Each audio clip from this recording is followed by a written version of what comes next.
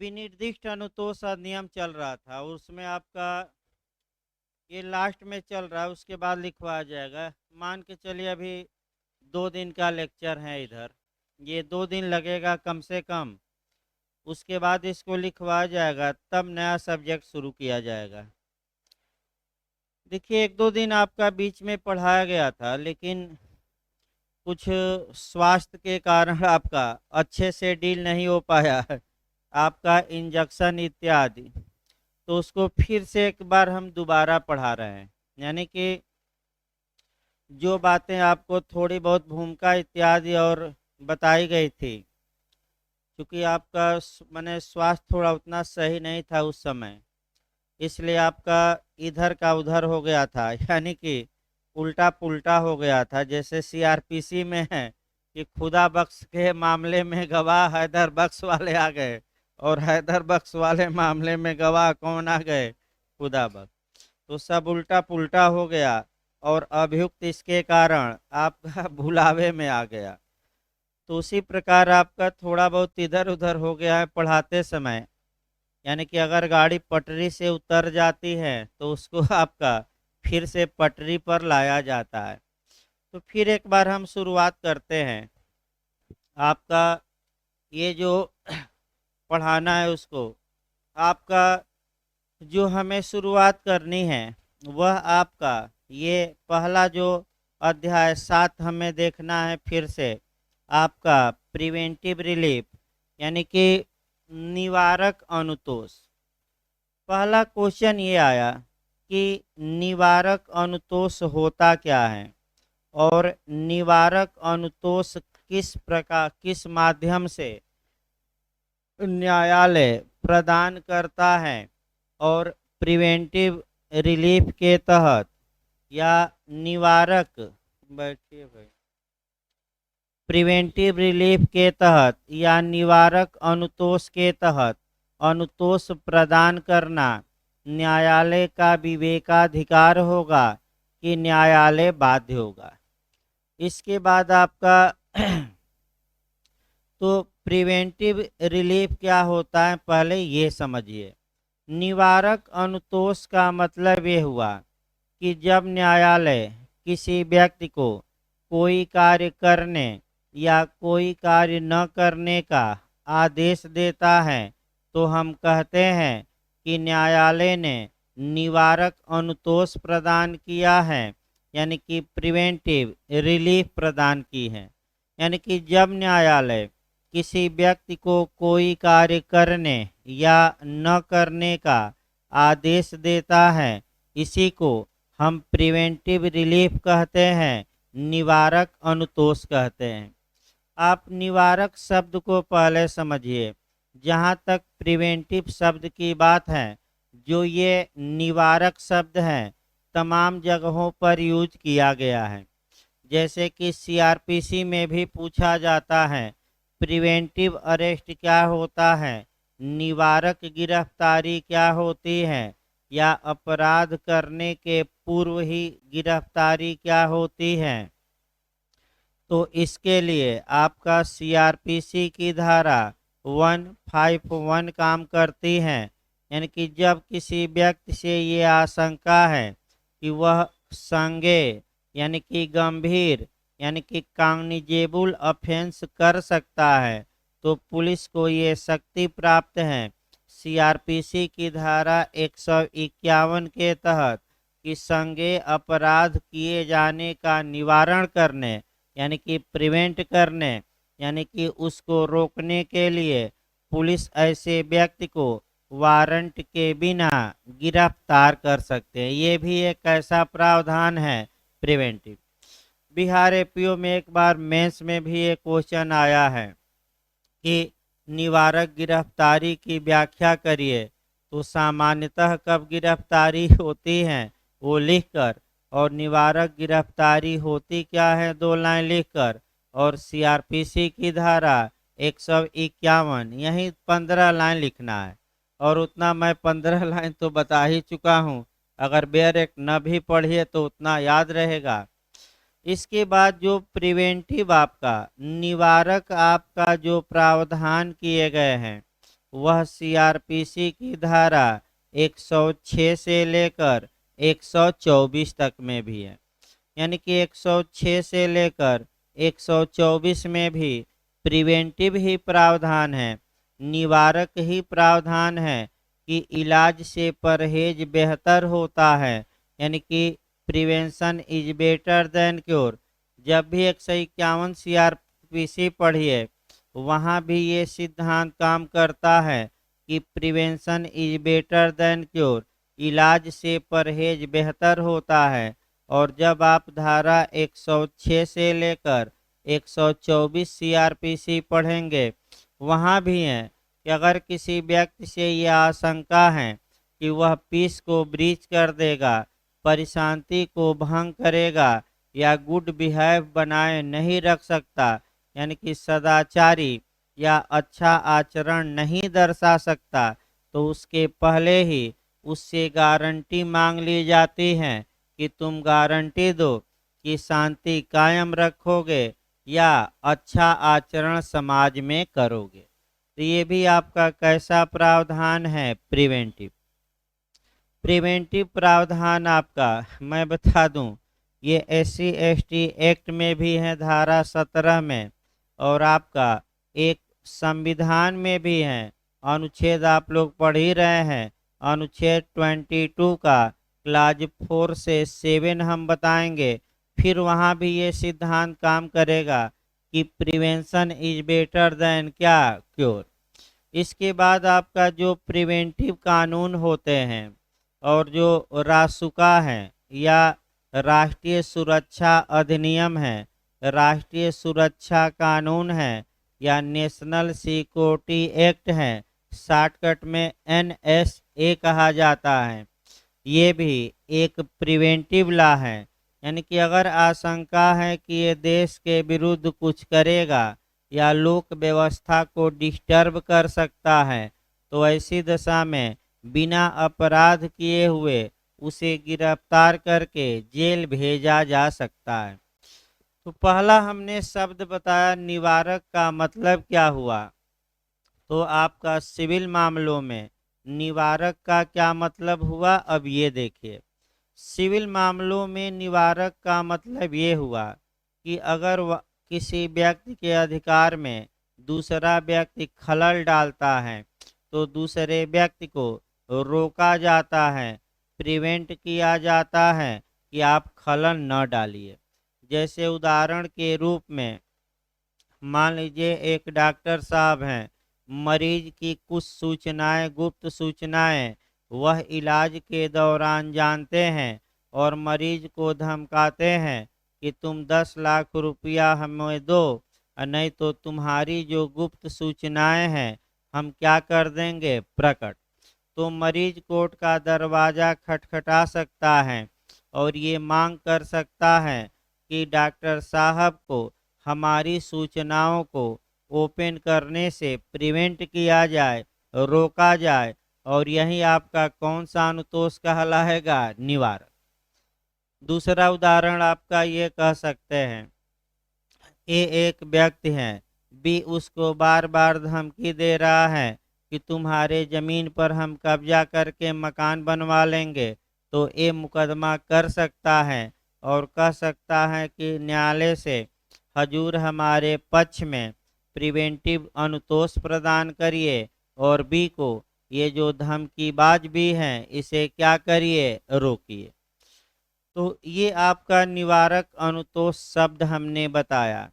अब निवारक अनुतोष जो न्यायालय प्रदान करते हैं, आपका सेक्शन 36 ये बताता है कि निवारक अनुतोष प्रदान करना न्यायालय का विवेकाधिकार होता है, अर्थात न्यायालय चाहे तो निवारक अनुतोष प्रदान करे या प्रदान करने से इनकार कर दे।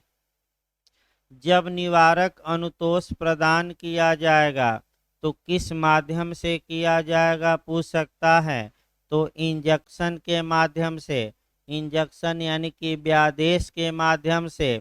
तो व्यादेश कैसे कैसे हो सकते हैं, यानी कि निवारक अनुतोष किस माध्यम से प्रदान किया जाएगा? इंजेक्शन या व्यादेश के माध्यम से, तो कौन सा व्यादेश प्रिवेंटिव रिलीफ के लिए जारी किया जा सकता है? तो हमने बताया था कि समय के आधार पर दो प्रकार के इंजेक्शन होते हैं, एक टेम्पररी यानी कि अस्थाई और दूसरा परपिचुअल यानी कि शाश्वत यानी कि अस्थाई। तो बताइए आप लोग, निवारक अनुतोष किसके माध्यम से प्रदान कर सकता है न्यायालय? इंजेक्शन के माध्यम से। और किन किन इंजेक्शनों के माध्यम से, किन किन व्यादेशों के माध्यम से, ये याद करके जाइएगा। तो आपका जवाब रहेगा अस्थाई या शाश्वत, दो इंजेक्शन के माध्यम से।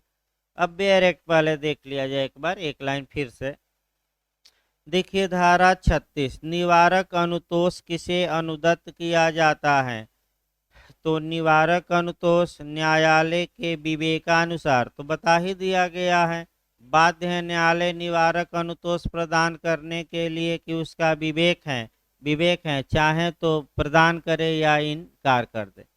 अस्थाई या शाश्वत व्यादेश द्वारा अनुदत्त किया जाता है या प्रदान किया जाता है। अब आइए धारा 37, तब इंजेक्शन शुरू किया जाए।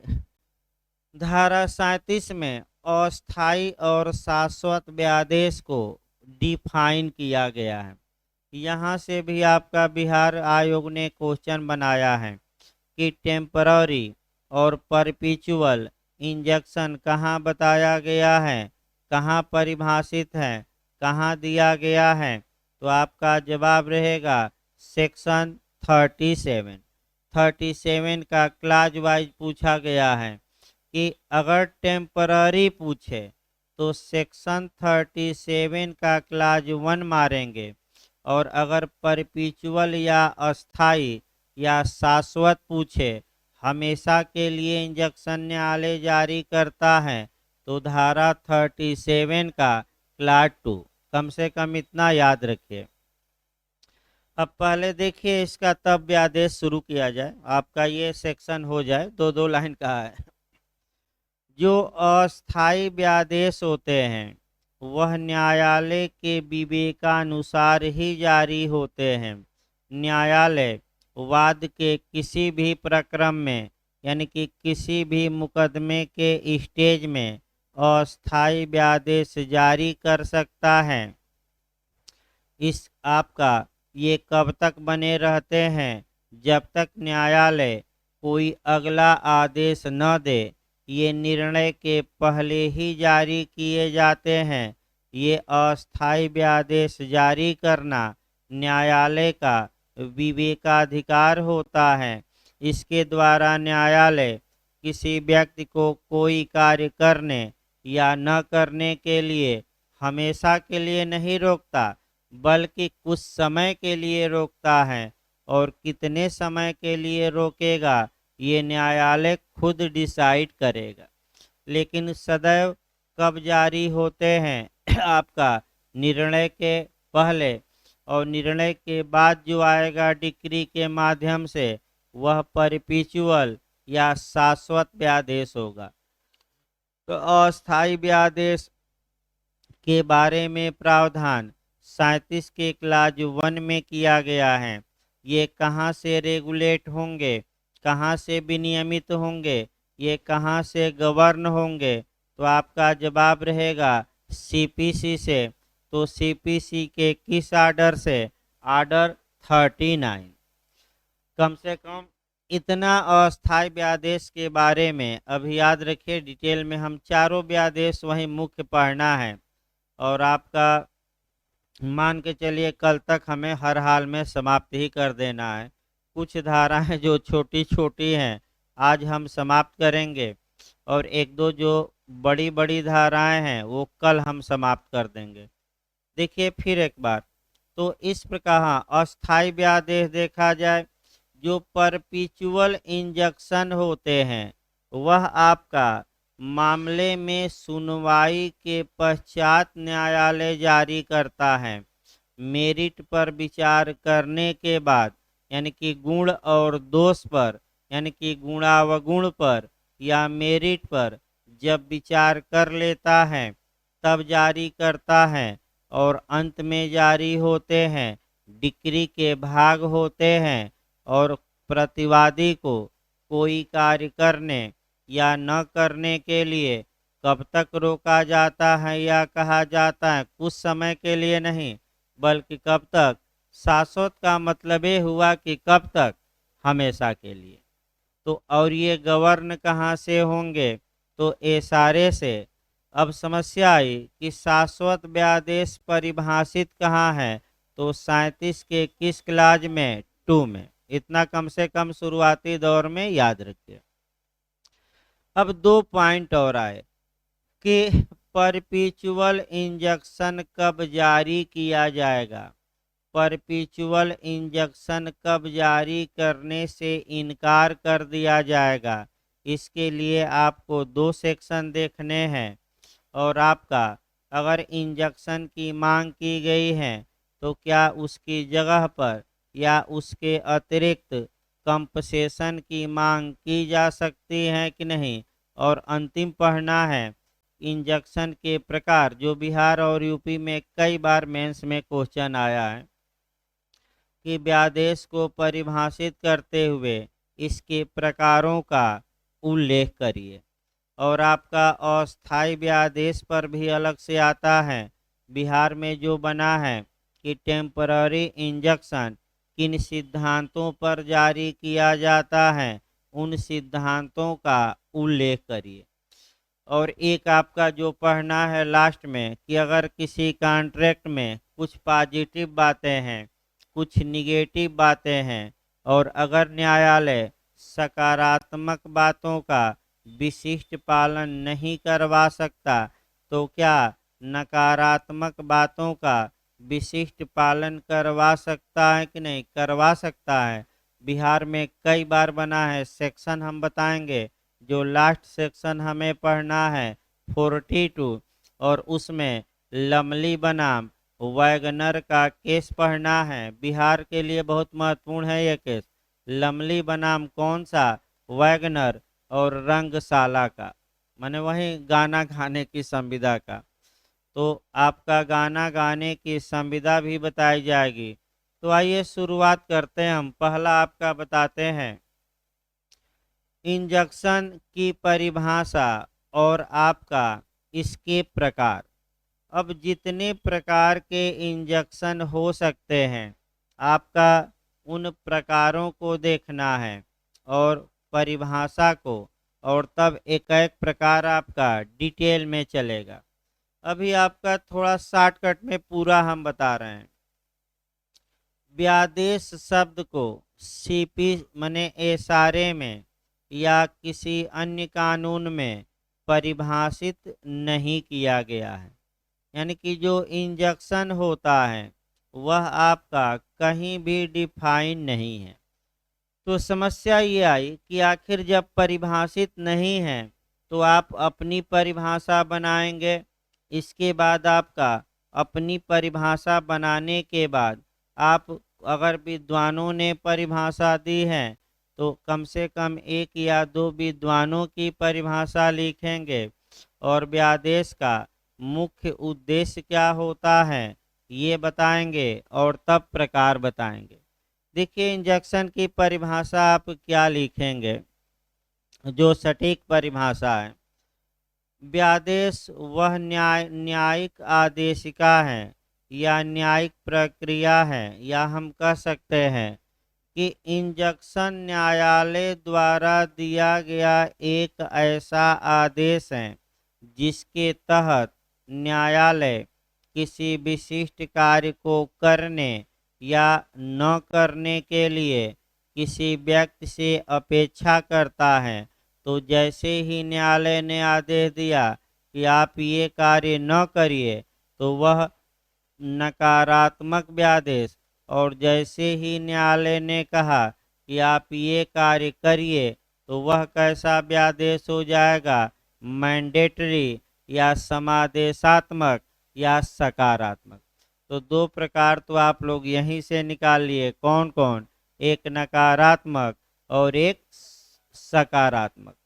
यानी कि फिर एक बार परिभाषा देखिए, यही परिभाषा आपको लिखनी भी है कि व्यादेश होता क्या है। तो आप ये बताइएगा कि व्यादेश न्यायालय द्वारा दिया गया एक ऐसा आदेश होता है जिसके तहत न्यायालय किसी व्यक्ति को कोई विशिष्ट कार्य करने या न करने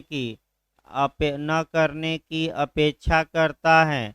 तो इसी को हम एक लाइन में क्या कहेंगे, इंजंक्शन। व्यादेश व्यादेश जारी करना न्यायालय के विवेकाधिकार पर होता है, चाहे तो इंजंक्शन जारी करे न्यायालय और चाहे तो जारी करने से क्या कर दे, इनकार। ये याद रखिए। इसके बाद एक विद्वान की आपकी परिभाषा दे सकते हैं, और यही परिभाषा जो हमने बताया हेल्सबरी ने दी है, यानी कि जो विद्वान हेल्सबरी हैं वह भी आपका सेम परिभाषा देते हैं कि व्यादेश एक ऐसी न्यायिक कार्यवाही है जिसके द्वारा न्यायालय किसी व्यक्ति को कोई विशिष्ट कार्य करने या न करने के लिए आदेशित करता है, यानी कि आप ये कार्य करिए या ये कार्य न करिए। यही परिभाषा हमने सामान्य भी बताई, और यही परिभाषा किसने दी, आपका हेल्सबरी ने। इसके बाद आ जाइए, आपका जो सामान्य बातों में देखना है वह हमें देखना है काइंड्स ऑफ इंजंक्शन, यानी कि व्यादेश के प्रकार। व्यादेश आपका अगर हम टाइम के आधार पर देखें, अगर हम समय के आधार पर देखें, कालवध के आधार पर देखें, तो कालवध के आधार पर इंजंक्शन को दो भागों में बांटा गया है, एक टेम्पररी और दूसरा परपिचुअल, यानी कि एक अस्थाई और दूसरा कौन है, शाश्वत। लेकिन नेचर के आधार पर, प्रकृति के आधार पर अगर हम व्यादेश का बंटवारा करते हैं तो वह दो भाग उसके भी हैं, एक आपका प्रोविटरी यानी कि नकारात्मक या प्रतिषेधात्मक, यानी कि किसी व्यक्ति को कोई कार्य करने से क्या करना, रोक देना, और दूसरा आपका मैंडेटरी। मैंडेटरी मतलब समादेशात्मक, यानी कि आपका किसी व्यक्ति को आदेशित करना कि आप ये कार्य करिए। अब आइए इसको चारों को हल्का हल्का देखिए भाई। आपका फिर हम बता रहे हैं, आपका फिर एक बार हम बता रहे हैं, प्रकृति के आधार पर व्यादेश दो प्रकार के होते हैं, एक प्रोविटरी यानी कि प्रतिषेधात्मक या नकारात्मक, और एक मैंडेटरी यानी कि समादेशात्मक या हम कह सकते हैं सकारात्मक। तो नकारात्मक द्वारा किसी व्यक्ति को कोई कार्य करने से क्या किया जाएगा, रोका जाएगा, और समादेशात्मक द्वारा क्या होगा, कोई कार्य करने का सामान्यतः आदेश दिया जाएगा। अब क्या आदेश दिया जाएगा, जैसे डॉक्टर साहब वाला ही देखिए आपका, इसमें मैंडेटरी भी थोड़ा एक उदाहरण बताया जाए। मान लीजिए डॉक्टर साहब एक मरीज का इलाज कर रहे थे, मरीज की कुछ बातें डॉक्टर साहब जान लिए और मरीज को धमकी दे रहे हैं कि तुम कुछ पैसा दो, नहीं तो तुम्हारी बातें हम क्या करेंगे, ओपन कर देंगे। तो ऐसी दशा में मरीज न्यायालय में जा सकता है, समादेशात्मक व्यादेश की मांग कर सकता है। तो समादेशात्मक में देखिए मैंडेटरी में होता क्या है कि एक तो आपका कार्य करने पर रोक लगा दी जाती है, कि इसका मतलब कि आप इन बातों को प्रकट नहीं करेंगे। और दूसरा सकारात्मक आदेश इसलिए हुआ कि न्यायालय ने ये कहा कि जो भी आपके पास मरीज की संसूचनाएं या जानकारियां हैं उसे आप नष्ट करिए, यानी कि उसको डिलीट कर दीजिए मोबाइल से, या अगर दस्तावेज हैं तो फाड़ कर फेंक दीजिए या जला दीजिए। यानी कि ये कार्य करिए, यानी कि आप उस दस्तावेज को जिसमें मरीज के बारे में गुप्त सूचनाएं हैं, आप उसको क्या करिए, नष्ट करिए।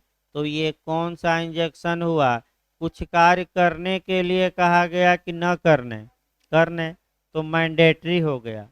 इसी को हम क्या कहते हैं, सकारात्मक, या दूसरी भाषा में मैंडेटरी या समादेशात्मक।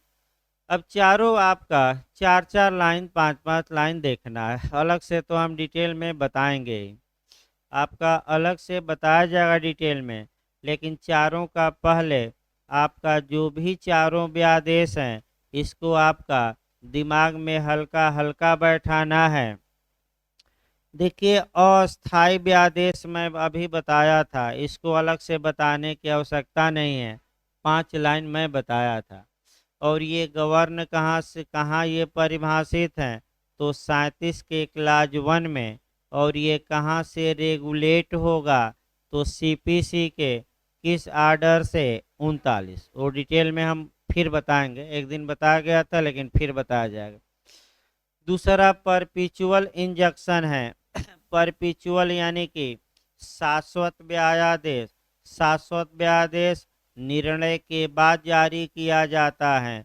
जब न्यायालय अंत में डिक्री पारित करता है, तो डिक्री के साथ ही ये आदेश देता है और हमेशा के लिए किसी कार्य को करने या न करने से प्रतिवादी या विपक्षी को रोका जाता है। कुछ समय के लिए नहीं, कब तक के लिए, अब यानी कि भविष्य में कभी भी ऐसा न करना। ये मामले की सुनवाई के बाद जारी होता है। मामले के गुण दोष पर विचार करने के बाद जारी होता है। इसको भी इशू करना न्यायालय का विवेकाधिकार होता है।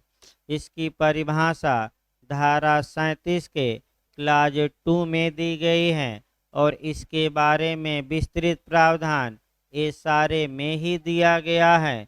तो एसआरए में दिया गया है, तो आपका कौन सी धारा है जहाँ की यह प्रावधान किया गया है कि कब शाश्वत व्यादेश जारी किया जा सकता है। तो जो धारा 38 है, यानी कि जो धारा आपका 38 हम बताएंगे, उसमें कब शाश्वत व्यादेश जारी किया जा सकता है, इसका उल्लेख किया गया है। और कब जारी नहीं किया जा सकता, उसको भी आपको देखना है। मेंस के लिए दोनों क्वेश्चन महत्वपूर्ण हैं।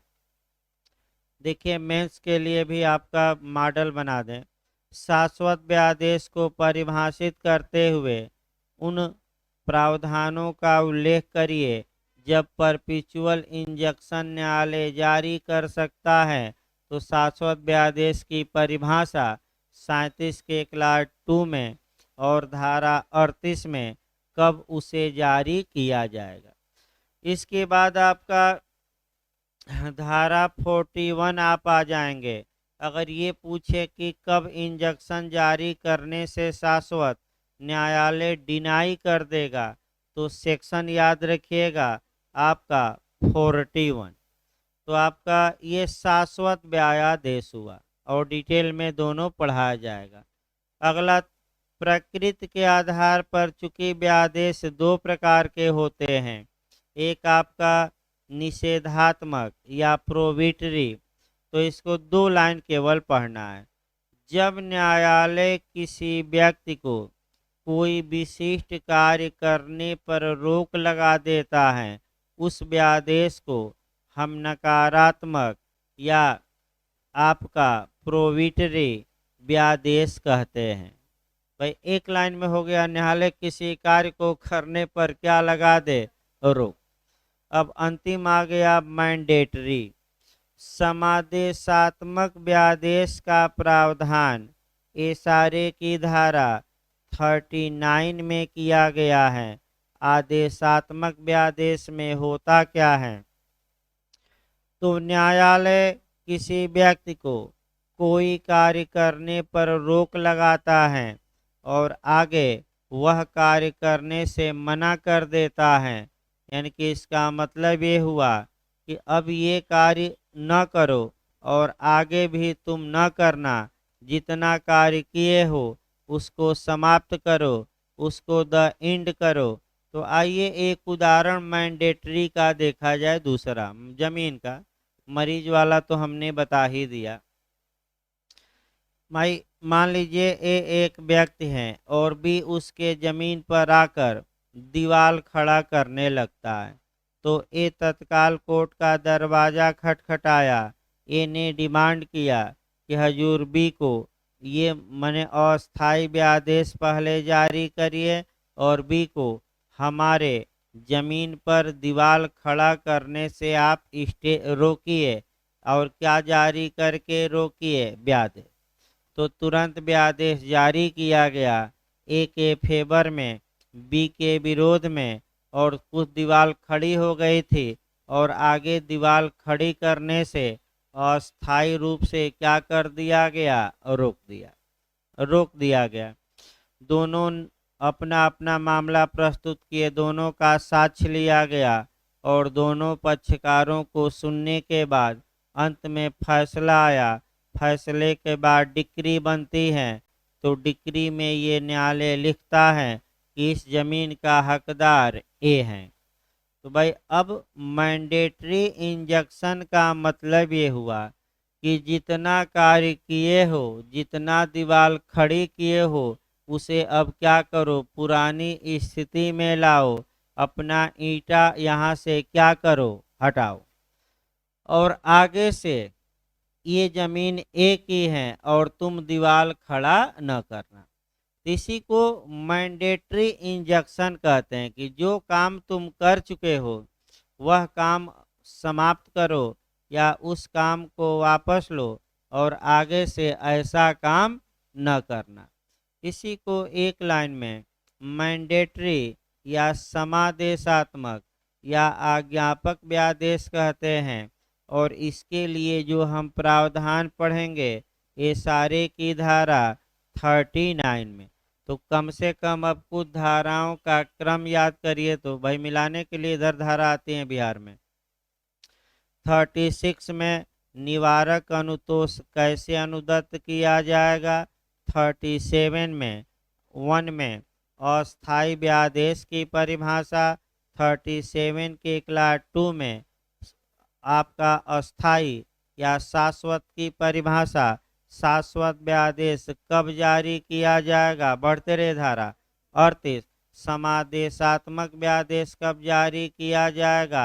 39। और 40 अभी छोड़ दीजिए, 41 बस एक लाइन देखिए कि कब शाश्वत व्यादेश जारी करने से डिनाई कर दिया जाएगा। तो कम से कम दो धाराएं एक साथ पढ़िएगा, आपका 38 और आपका 41। अभी हम पढ़ाएंगे इसको। अब आइए दो धाराएं पहले इधर निपटा दिया जाए छोटी छोटी, और तब आपका और चीजें चली जाए। देखिए दो धाराएं इधर आपका हम बता रहे हैं। एक धारा आपका 40 पढ़ना है और एक धारा 42। पहले दो धाराएं हम बताते हैं जो इंजंक्शन से ही रिलेटेड हैं लेकिन प्रकारों से नहीं। देखिए आपका व्यादेश के स्थान पर या उसके अतिरिक्त नुकसानी। अब दो बातें आई। आपका एक बात ये आई कि इंजंक्शन के स्थान पर या उसके अतिरिक्त कंपसेशन हमें दिलवाया जाए, डैमेजेज दिलवाया जाए, मुआवजा दिलवाया जाए या क्षतिपूर्ति दिलवाया जाए। तो आपको संविदा के विशिष्ट पालन में भी मैं बता चुका हूँ, फिर एक बार थोड़ा बैक होकर कॉन्सेप्ट बनाइए। अगर ए बी के खिलाफ संविदा के विशिष्ट पालन की मांग करता है तो क्या ए प्रतिकर की मांग कर सकता है कि नहीं? उसके साथ या उसके अतिरिक्त कर सकता है। अगर विशिष्ट पालन की मांग किया और कंपसेशन की मांग नहीं किया है तो क्या न्यायालय सुमोटो अपने विवेक या स्वप्रेरणा से कंपसेशन दिलवा सकता है कि नहीं? नहीं, नहीं दिलवा सकता। अभी अगला क्वेश्चन जो बिहार में पूछा है कि अगर कंपसेशन की मांग छूट गई है तो कब तक वादी अपने वाद पत्र में संशोधन करके इस डिमांड को उठा सकता है? तो मैं बताया था, निर्णय से पहले कभी भी। अगला मॉडल देखना है, अगर विशिष्ट पालन की मांग की गई, प्रतिकर की मांग नहीं की गई और न्यायालय ने विशिष्ट पालन की मांग का मुकदमा डिसमिस कर दिया, खारिज कर दिया, तो क्या नया मुकदमा कंपसेशन की मांग के लिए दायर हो सकता है कि नहीं? नहीं। क्यों नहीं? क्योंकि एक बार जितना हक मांगना था आप एक ही वाद में क्या कर लीजिए, मांग लीजिए, बार बार ना मुकदमा करिए। और यही बात आपका इस सीपीसी की किस धारा में हमने बताया था? 12 में। 12 को फिर देखिए, तब आपका धारा 40 शुरू किया जाए। आपका सीपीसी की जो धारा 12 है वह ये बताती हैं कि फर्दर सूट को बार किया गया है, अपर या अतिरिक्त आपका मुकदमा दायर करने से रोका गया है। तो पहले सिद्धांत क्लियर करिए। यदि कोई पक्षकार एक वाद हेतु के आधार पर, यानी कि एक काज ऑफ एक्शन के आधार पर, यानी कि एक मुकदमे में एक से अधिक अनुतोष की मांग कर सकता था, तो ऐसी दशा में उसे सभी अनुतोषों की मांग उसी मुकदमे में कर लेना चाहिए। अगर उसने कुछ अनुतोष मांगा और कुछ नहीं मांगा, तो जो अनुतोष वह नहीं मांगा है उसके लिए वह नया मुकदमा दायर करने से अपवर्जित होगा, बार कर दिया जाएगा, रोक दिया जाएगा। यानी कि ये कौन सी धारा है? 12। तो उसी प्रकार अगर आप न्यायालय से इंजंक्शन की मांग कर रहे हैं तो क्या आप डैमेजेज, यानी कि उसी मुकदमे में क्षतिपूर्ति की मांग कर सकते हैं कि नहीं? कर सकते हैं। अब दो शब्द आया आपका, दो शब्द जो हेडिंग में है, व्यादेश के स्थान पर या उसके अतिरिक्त। देखिए, व्यादेश के स्थान पर या उसके अतिरिक्त दोनों शब्द एक नहीं है, और इसको थोड़ा समझने का प्रयास करिए। पहले सीआरपीसी से प्री और मेंस दोनों में क्वेश्चन आ चुका है, और सीआरपीसी की धारा 87 से। सीआरपीसी की धारा 87 ये बताती है कि कब समन के स्थान पर या समन के अतिरिक्त न्यायालय गिरफ्तारी का वारंट जारी कर सकता है। फिर एक बार देखिए, उसमें भी यही शब्द लिखा है, समन के स्थान पर या उसके अतिरिक्त। फिर एक बार देखिए, दोनों शब्द अलग अलग हैं। समन के स्थान पर का मतलब ये हुआ कि मामला समन मामला था, न्यायालय समन जारी ही न करे और डायरेक्ट गिरफ्तारी का क्या जारी कर दे, वारंट। फिर एक बार इसको समझिए। समन के स्थान पर का मतलब ये हुआ कि मैटर समन मैटर था, तो जनरली न्यायालय को समन जारी करना चाहिए बुलाने के लिए, कॉल लेटर, बुलावा पत्र। लेकिन न्यायालय ने समन जारी किया ही नहीं और डायरेक्ट क्या जारी कर दिया? गिरफ्तारी का वारंट। तो क्या ऐसा संभव है कि नहीं? संभव है। और सीआरपीसी की किस धारा में? 87। अब अतिरिक्त आ जाइए। समन के अतिरिक्त का मतलब ये हुआ कि न्यायालय ने समन मामलों में समन जारी किया, लेकिन जिस तारीख को अभियुक्त या गवाह को हाजिर होना था, समन का पालन करते हुए अब गवाह या अभियुक्त न्यायालय में अपीयर ही नहीं हुआ, उपसंजात नहीं हुआ, अर्थात उपस्थित नहीं हुआ, यानी कि हाजिर नहीं हुआ, तो न्यायालय अब समन के अतिरिक्त क्या निकाल सकेगा? गिरफ्तारी का वारंट। उसी प्रकार यहाँ भी इंजंक्शन के स्थान पर या उसके अतिरिक्त नुकसानी की मांग वादी द्वारा की जा सकती है। स्थान पर का मतलब कि हजूर इंजंक्शन जारी न करते हुए हमें मुआवजा ही दे दीजिए, या के अतिरिक्त मतलब आप इंजंक्शन भी जारी करिए, व्यादेश भी जारी करिए, और इसके साथ साथ हमें क्या दिलवाइए? मुआवजा। भाई या तो केवल मुआवजा दिलवा दीजिए, अगर इंजंक्शन जारी नहीं करते हैं पहला तो ये मांगा जाता है कि आप व्यादेश जारी करिए और हमें क्या दिलवाइए? मुआवजा। दूसरा लिखना पड़ेगा कि अगर आप इंजंक्शन नहीं जारी करते हैं तो हमें क्या दिलवा दीजिए? मुआवजा। अब बताइए मुआवजा कब मिलेगा? जब वादी वाद पत्र में स्पष्ट रूप से इस बात को लिखे कि न लिखे। लिखे, अगर ये बात छूट गई है तो वादी कब तक मुआवजे या क्षतिपूर्ति की मांग कर सकता है? हाँ, निर्णय के पहले कभी भी। और अगर व्यादेश जारी करने से न्यायालय ने इनकार कर दिया तो क्या क्षतिपूर्ति के लिए अलग से नया मुकदमा किया जा सकता है कि नहीं? नहीं। यानी कि जो हमने संविदा के विशिष्ट पालन में नियम बताया वही नियम कहाँ अप्लाई होगा? इसमें भी कोई अंतर नहीं है।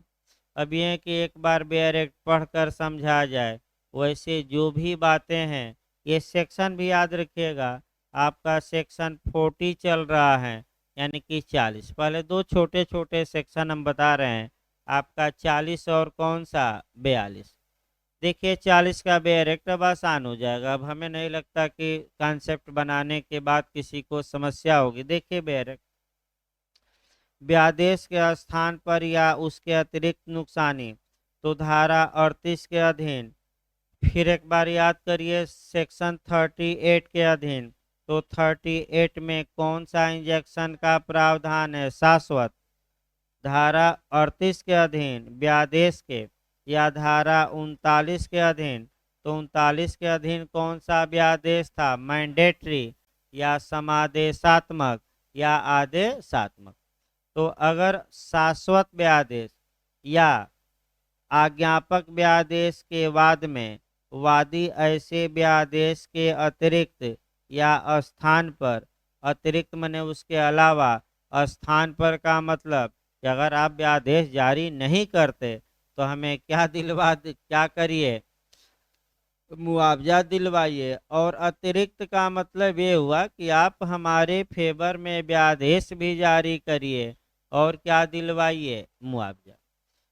हाँ देखिए आगे, अतिरिक्त या स्थान पर नुकसानी का दावा कर सकेगा और यदि न्यायालय ठीक समझे तो ऐसी नुकसानी दिलवा सकेगा। यानी कि इसका मतलब नुकसानी दिलवाने के लिए न्यायालय बाउंड है कि उसकी इच्छा पर निर्भर करता है, तो दिलवाएगा कि दिलवा सकेगा? तो दिलवा सकेगा है तो न्यायालय की मैं बार बार बता रहा हूँ क्या है? इच्छा पर, विवेक पर। चाहे तो वह दिलवाए मुआवजा और चाहे तो न दिलवाए। दूसरा खंड देखिए, इस धारा के अधीन नुकसानी का कोई अनुतोष तब तक नहीं दिया जाएगा जब तक वादी ने अपने वाद पत्र में ऐसे अनुतोष का दावा न किया हो। इसका मतलब ये हुआ कि वादी को मुआवजा तभी दिलवाया जाएगा जब स्पष्ट रूप से उसने अपने वाद पत्र में मुआवजे का क्या किया हो? डिमांड। अब आइए, अगर डिमांड नहीं किया तो बताइए कब तक डिमांड कर सकता है? परंतु बताता है कब तक? बस एक लाइन आप लोग खुद बता रहे हैं कब तक मांग कर सकता है? निर्णय के पूर्व कभी भी। परंतु भी समाप्त हो गया। इसके बाद खंड 3, वादी के पक्ष में विद्यमान बाध्यता के भंग को निवारित करने के वाद की खारिजी ऐसी भंग के लिए नुकसानी का वाद लाने के उसके अधिकार को वर्जित करेगी। इसका मतलब ये हुआ कि अगर आप एक बार मुकदमा लाए हैं और आप व्यादेश इत्यादि की मांग कर रहे हैं और आपको मुआवजा या डैमेजेज या क्षतिपूर्ति भी चाहिए थी, तो कानून कहता है कि अपने मुकदमे में या वाद पत्र में आप लिख देते। अगर छूट गया है तो कब तक लिख देते? निर्णय के पहले कभी भी। लेकिन अगर आपका वाद खारिज हो गया तो क्या आप नया मुकदमा नुकसानी के लिए ला सकते हैं कि नहीं? नहीं ला सकते। तो वाद एक बार मुकदमा खारिज हो जाने के बाद अलग से नुकसानी के लिए वाद लाने से वर्जित कौन सा खंड करता है? 3। भाई कौन सा खंड स्पष्ट रूप से बार करता है? 3। अब आइए सेक्शन 42 देखा जाए। भाई आपका सेक्शन 42 निकाल लीजिए। एक केस कम से कम आप पढ़िएगा और जब भी इसको पढ़िए आप कम से कम एक धारा और कोरिलेट किए रहिएगा। देखिए कहाँ कहाँ से कोरिलेट करके पढ़ना है। एक सेक्शन आपका 10 पढ़ना है एसआरए का। दूसरा जो सेक्शन हम पढ़ाएंगे 14 पढ़ाएंगे। इसके बाद आपका 42 पढ़ाएंगे। कौन सी धारा? 42 एसआरए। और एक सेक्शन आप देखिएगा व्यापार का अवरोधक करार, और वह आपका भारतीय संविदा अधिनियम की धारा 27। यहाँ से उसको उठाएंगे भाई। आपका देखिए और भी आपको ज़्यादा पढ़ना है तो आप पढ़ सकते हैं।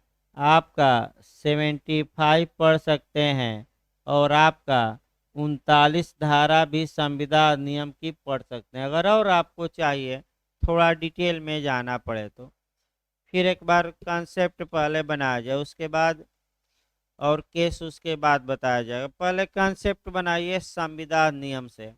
तो संविदा अधिनियम के हम 3 धाराएं पहले बता रहे हैं। एक धारा 27 बताएंगे, फिर एक उदाहरण देंगे और अधिकार पूर्वक संविदा को भंग कराया जाएगा और मुआवजा वसूला जाएगा, और फिर उसको कहाँ लाया जाएगा? आपका एसआरए में। और क्या जारी कराया जाएगा? इंजंक्शन। ये पहले संविदा अधिनियम के बाद आपका कहाँ आना है? तो एक संविदा देखा जाए, पहले एक संविदा करा लिया जाए। उसके बाद ए एक व्यक्ति है बी से ये संविदा करता है कि अगले 2 वर्ष तक तुम्हारे नाट्यशाला में मैं गाना गाऊंगा। तो बताइए ये जो संविदा का नेचर है ये पॉजिटिव है कि निगेटिव है? यानी कि संविदा की ये बातें सकारात्मक प्रकृति की हैं कि नकारात्मक? सकारात्मक। अब आगे देखिए। और इसी बीच ये आपका दूसरा जो संविदा में बात है, उसी संविदा में ए ने ये भी वादा किया है बी से कि इस 2 वर्ष के अंदर मैं कहीं अन्य गाना नहीं गाऊंगा। तो आप लोग बताइए संविदा की ये जो प्रावधान है ये नकारात्मक है कि सकारात्मक? नकारात्मक। यानी कि हमने उदाहरण में ये बताया कि एक कॉन्ट्रैक्ट हुआ है जिसमें कुछ बातें सकारात्मक हैं और कुछ बातें क्या हैं? नकारात्मक। अब दिमाग लगाइए। अब आपको धारा 10 और 14 ये सारे पहले कंसेप्ट भाई क्लियर कराया जा रहा है, उसके बाद सेक्शन हम शुरू करेंगे। सेक्शन 10 और 14 पर गौर करना है। धारा 10 मुख्य रूप से बताती हैं कि किन संविधाओं का विशिष्ट पालन हो सकेगा, और धारा 14 बताती है मुख्य रूप से कि किन का विशिष्ट पालन नहीं हो सकेगा।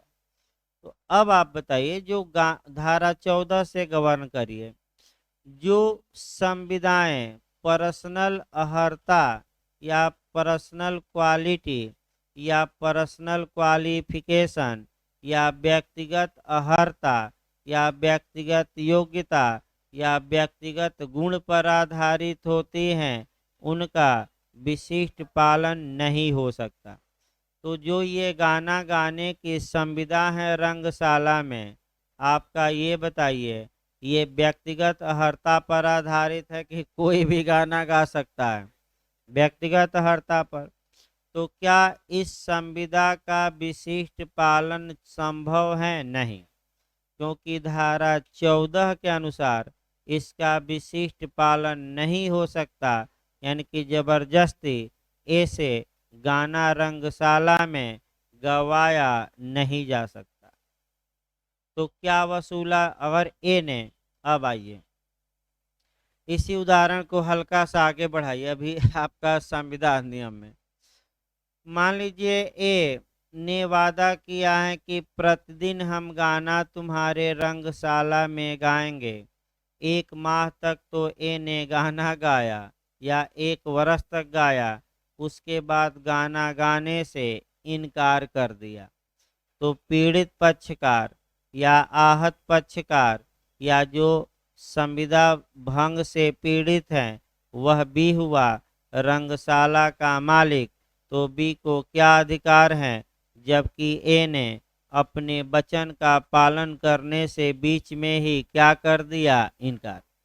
तो बी को ये अधिकार है कि वह अपनी ओर से अधिकार पूर्वक संविदा को भंग करे और संविदा अधिनियम की धारा 75 के तहत मुआवजा किससे मांगे? ए से। क्यों मांगे? क्योंकि ए ने बीच में ही संविदा को क्या कर दिया है? भंग। ये कहाँ जाएगा? अधिकार पूर्वक संविदा को विखंडित इस उदाहरण में कौन करेगा? बी। और ए से क्या मांग करेगा? मुआवजा। ये जो संविदा अधिनियम में ये जो उदाहरण जाएगा वह 75 से गवर्न होगा, यानी कि धारा 75 से। अब आइए आपका दूसरी बात देखिए संविधान नियम में ही। भाई इस संविदा में 2 बातें हैं, एक पॉजिटिव और दूसरा निगेटिव। जो दूसरी बात है वह आपका दूसरी जगह गाना गाने से रोकती है। अब आपका आप कहेंगे कि ये तो धारा 27 के तहत व्यापार का अवरोधक करार है, लेकिन व्यापार का अवरोधक करार के कुछ अपवाद भी हैं।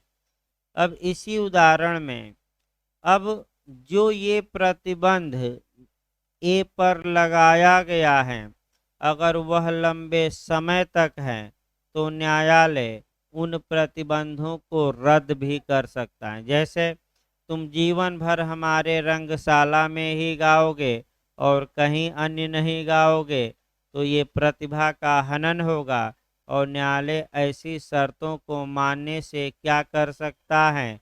इनकार। यानी कि जो टाइम लगाया गया है वह न्यायालय के विवेक पर है। अगर टाइम न्यायालय को उचित लगता है तो वह करार सही, और टाइम गलत लगता है तो टाइम के प्रावधान को क्या कर देगा? न्यायालय रद्द। क्योंकि इससे क्या होगा कि प्रतिभा, जैसे कि आपका शिक्षक में भी होता है कि जीवन भर हमारे यहाँ ही पढ़ाओगे, तो अगर न्यायालय को लगता है कि नहीं ये तो प्रतिभा को दबा दिया जा रहा है, तो ऐसी दशा में न्यायालय शर्तों को मानने से ही क्या कर देगा? इनकार।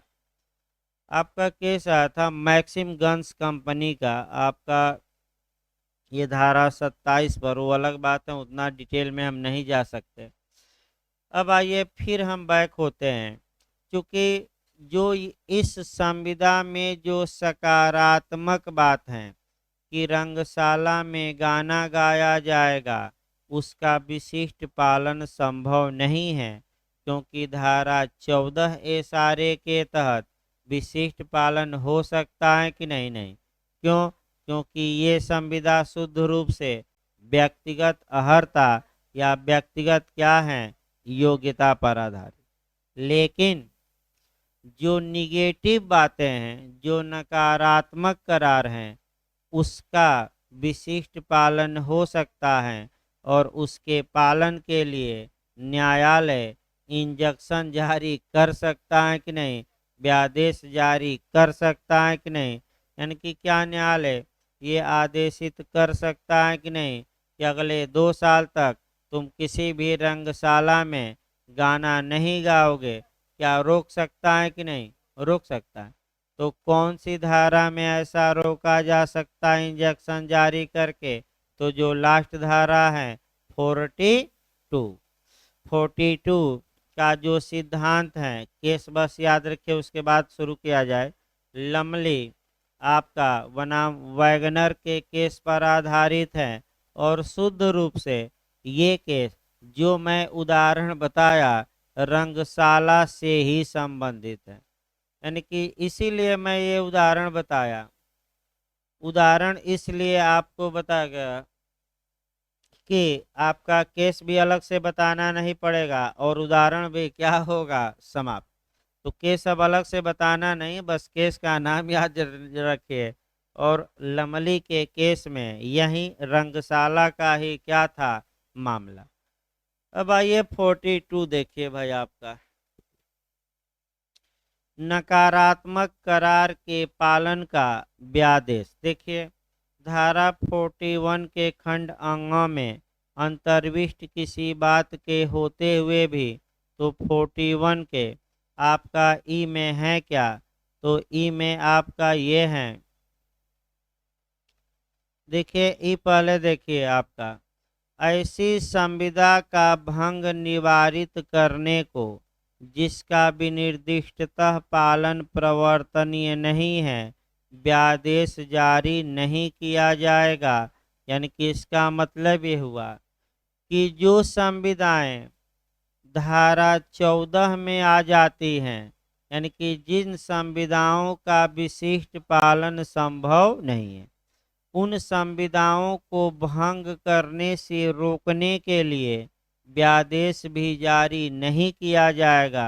यानी कि क्यों, क्योंकि उसका भंग करने से रोकना संभव नहीं है।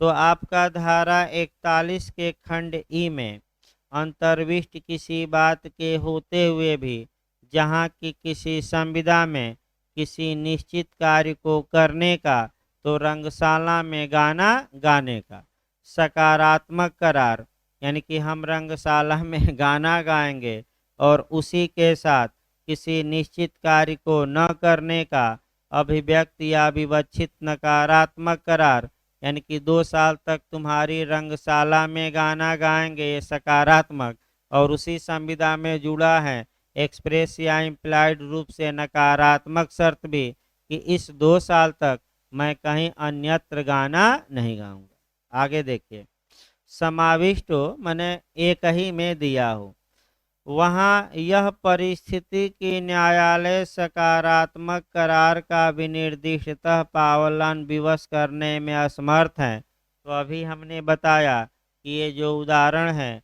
चूंकि व्यक्तिगत अर्हता पर आधारित है, तो धारा 14 कहती है कि इनका विशिष्ट पालन संभव है कि नहीं, नहीं। लेकिन न्यायालय को नकारात्मक करार का पालन करने का व्यादेश अनुदत्त करने से प्रवारित नहीं करेगी। प्रवारित नहीं करेगी मतलब रोकेगी नहीं। तो क्या नकारात्मक करार को लागू करने के लिए इंजंक्शन जारी किया जा सकता है कि नहीं, किया जा सकता है, भले सकारात्मक बात को लागू न्यायालय न कराए। तो ये जो 2 साल तक कहीं और मैं गाना नहीं गाऊंगी, इस बात को लागू कराने के लिए इंजंक्शन जारी करके प्रतिबंध लगाया जा सकता है कि तुम 2 साल तक किसी भी रंगशाला में गाना न गाना। ये हो सकता है कि नहीं।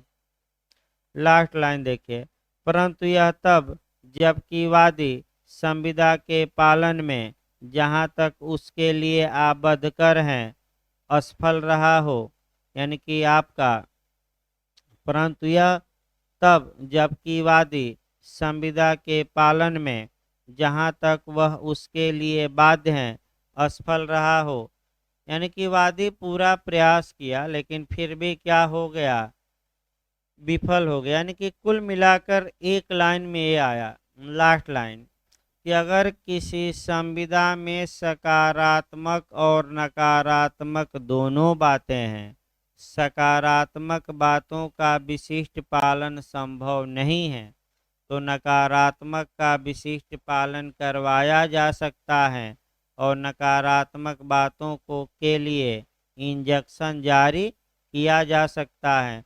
सबसे उत्तम उदाहरण केस याद रखिएगा, लमली बनाम वैगनर का है, सेक्शन 42 है, और किसका केस था, रंगशाला का। तो इस प्रकार आपका इधर के कुछ सेक्शन आपका समाप्त हो गए।